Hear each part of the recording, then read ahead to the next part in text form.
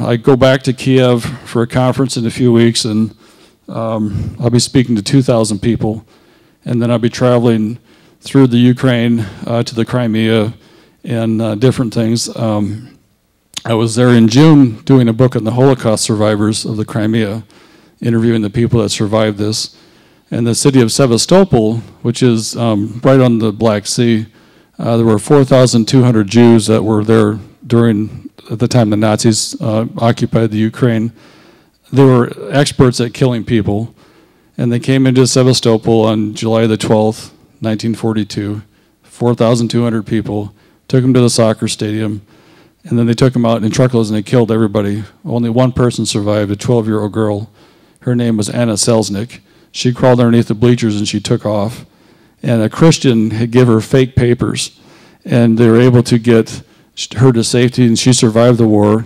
She married a man, the head of the embassy in Milan, Italy, so she became an ambassador's wife. So there's incredible stories.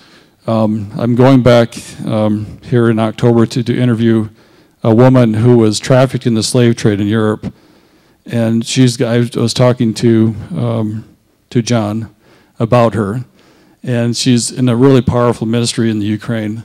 Her name is Julia Bukriva, and when she was 16 years old, her brother owed $4,000 to the mafia in Kiev. He borrowed it for a business.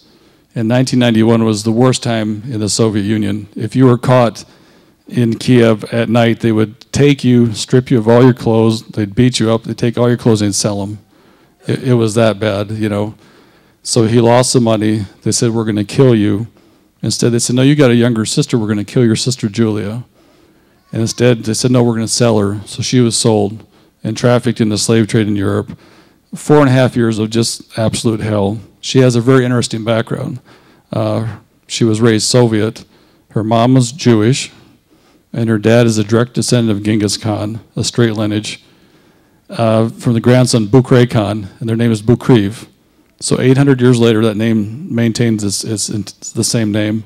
And their family was also in Tsar Peter the Great's, they're high in the government.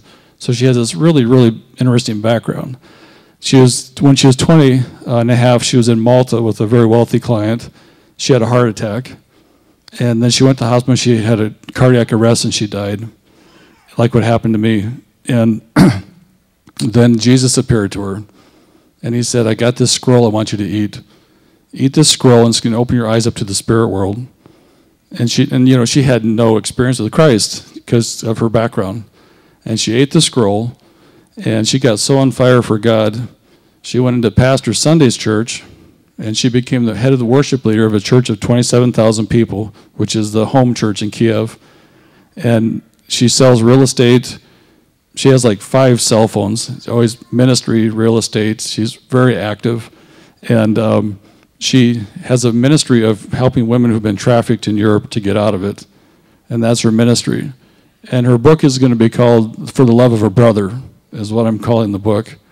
And so I'll be doing her interview when I'm there in October.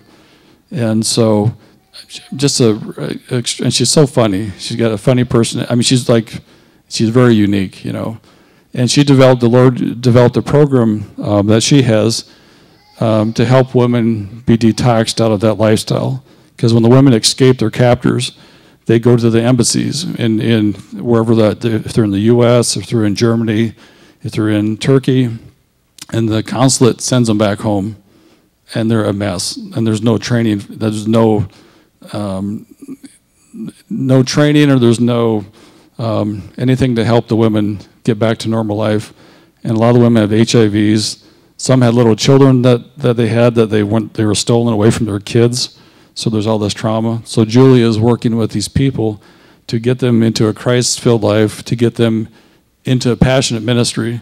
And she's doing just incredible work. And so that will be part of what I'm going back for. But I see that with what God's doing in my life, I could never do what I'm doing if I wouldn't have been through the things I've lived through.